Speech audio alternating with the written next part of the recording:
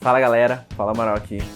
Esse é o primeiro vídeo do canal no ano de 2017 e eu vou falar para vocês um pouco sobre o livro A Morte e a Morte de Quincas Berro d'Água, do Jorge Amado. Eu vou fazer uma playlist para quem for fazer a prova da UNEB, então todos os livros vocês vão encontrar aqui em uma resenha. Eu vou falar um pouco da história, aspectos importantes que vocês têm que levar em conta para quando for fazer a sua prova e mostrar algumas questões para você entender como é cobrado no vestibular. Então, depois da vinheta...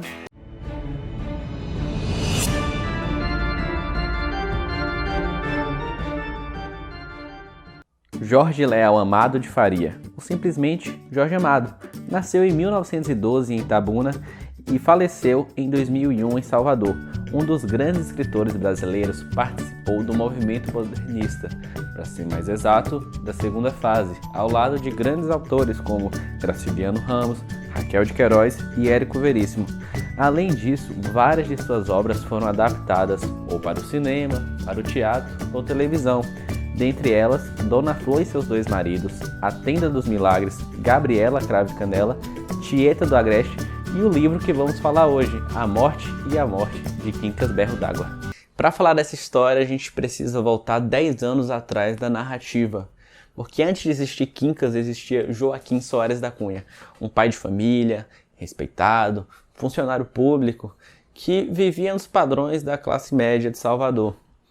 Mas apesar dele ter essa vida estável e tudo mais, essa vida era muito sufocante, era muito chata. A esposa dele e a filha ele chega a chamar de jararaca, e o seu genro ele chega também a chamar de bestalhão, porque quando ele vê que a filha dele repete tudo o que a esposa fazia com ele, com o seu genro, ele fala: não, esse cara é um coitado, né?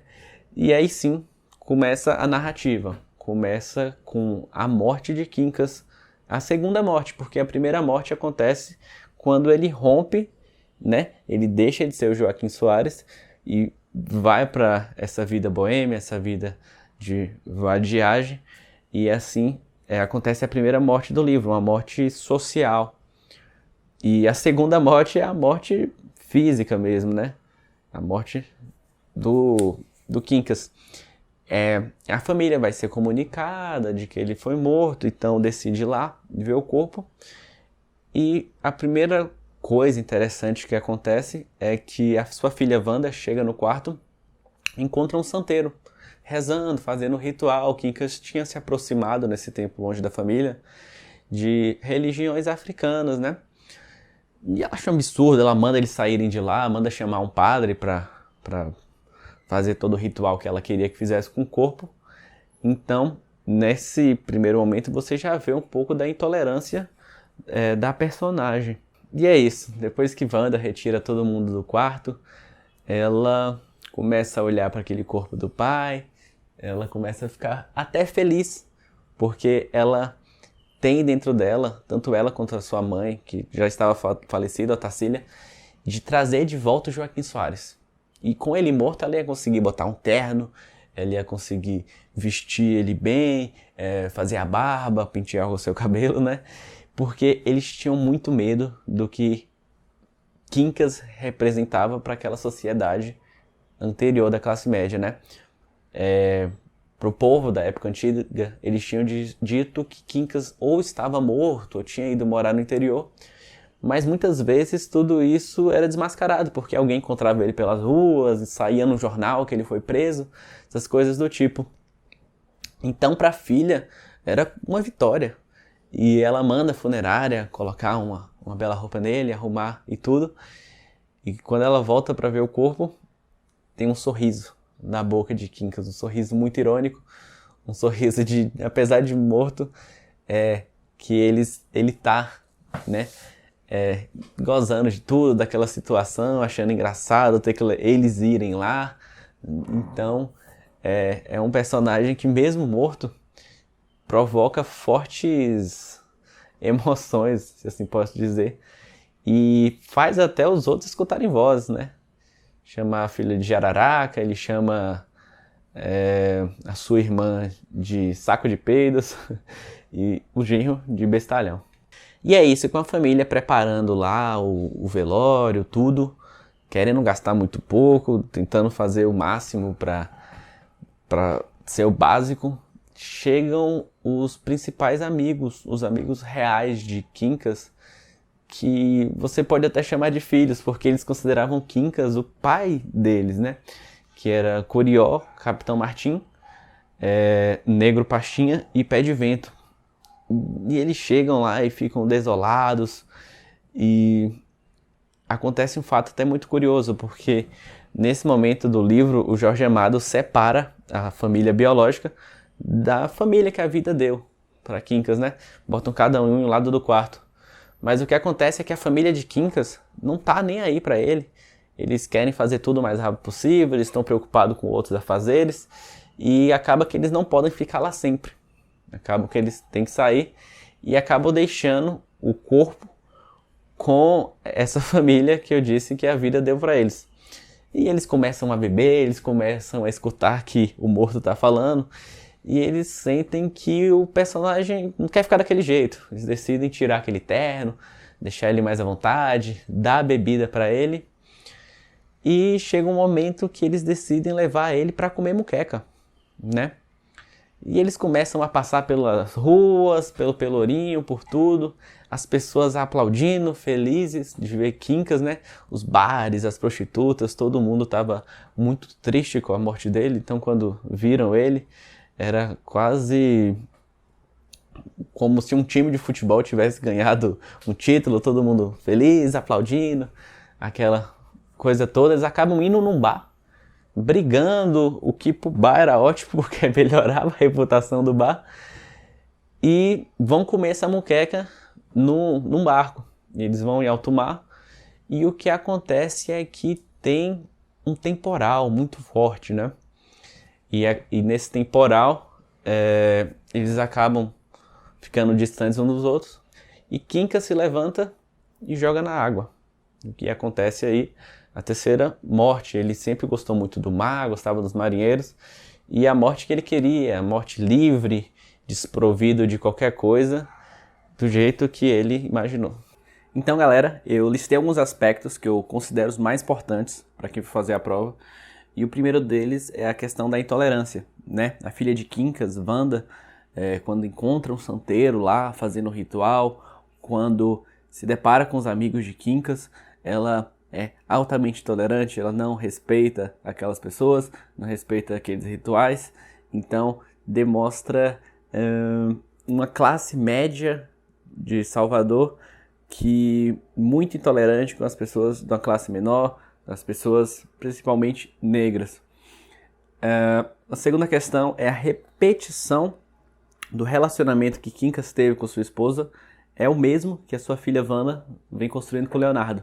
Isso incomodou tanto Quincas que ele chega a chamar Leonardo de bestalhão e até de um coitado, porque vai passar por tudo que ele passou. A terceira questão é o carinho que ele encontra nas ruas, né?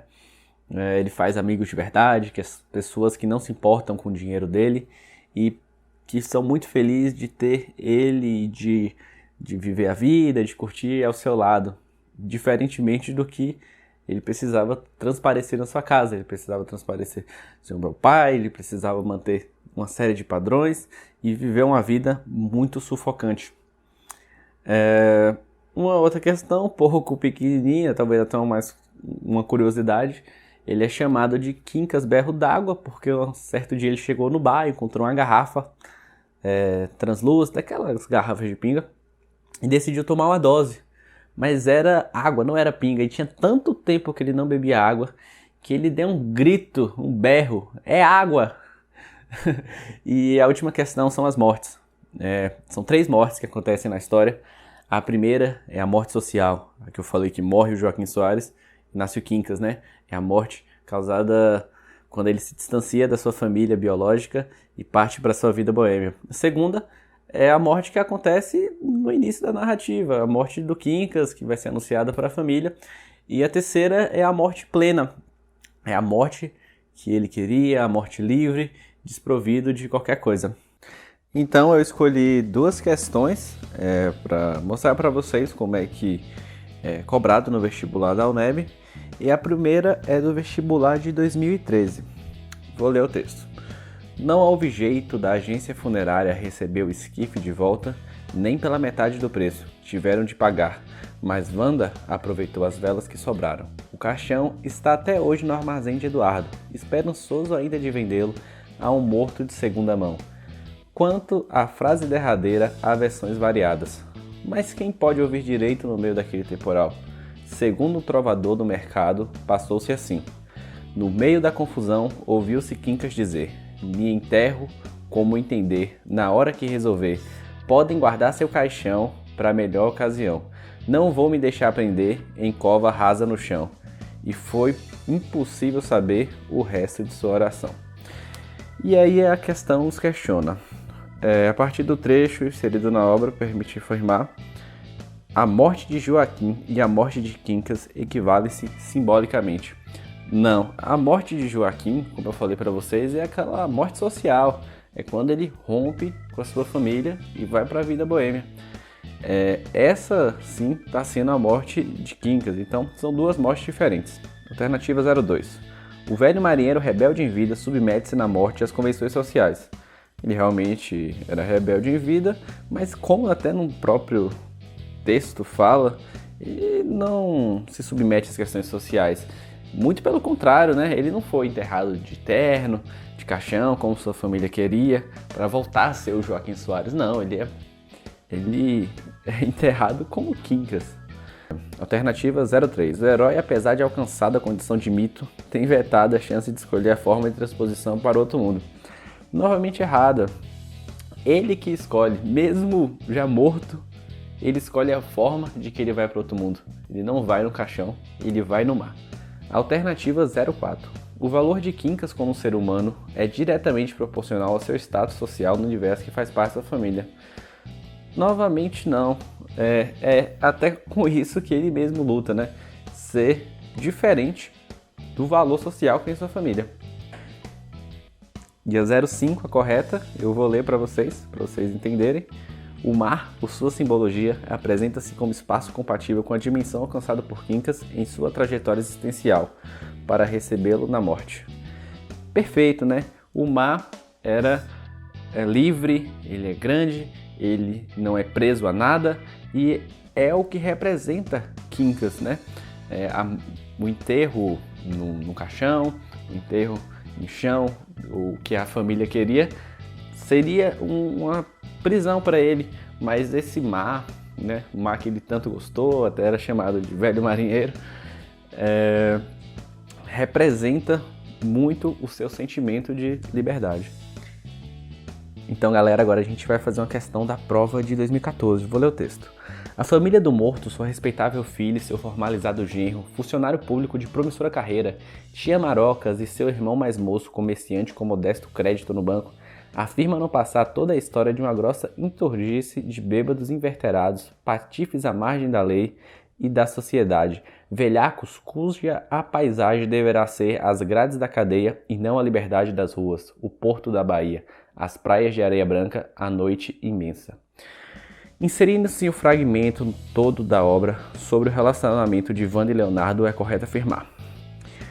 Alternativa 01. Os dois vivenciam uma relação amorosa fundamentada no diálogo constante. Não, essa tá errada. A relação de Leonardo e Wanda era a mesma que Quincas tinha com sua esposa. Então é uma relação muito desgastante. É uma relação que o marido falava muito pouco, a mulher mandava mais, então não era esse tipo de relação. 02. Leonardo, por ter se frustrado na relação matrimonial, vê Quincas como herói. Até poderia ver Quincas como herói, mas não via, né? Até por isso Quincas o chamava de um coitado, um bestalhão. Porque se ele visse Quincas como herói, poderia até ele mesmo fazer uma fuga. Ele fazia o que Quincas fez, romper com aquilo e partir por uma vida livre. 3. Wanda, aprisionada pelas convenções sociais, submete-se à vontade do marido. Não, Wanda não se submete a nenhuma vontade do marido. Ela manda na relação. 04. A união dos dois constitui uma repetição do modelo de casamento dos pais de Wanda. Perfeito. A relação de Wanda com Leonardo é exatamente a mesma que Quincas, o Joaquim, tinha com a Tacília. Vou ler a 05. Wanda sente vergonha da origem social do marido, daí a humilhação cotidiana sofrida por Leonardo. Não, ela gosta da origem do marido, fala até que ele vai ser um funcionário público. Então, se esse vídeo te agregou valor, vai te ajudar de alguma forma, compartilhe, dê um like. Se você for fazer a prova, comente. Muita boa sorte, eu espero que esse vídeo ajude vocês a ingressar na faculdade. E um abraço e até a próxima.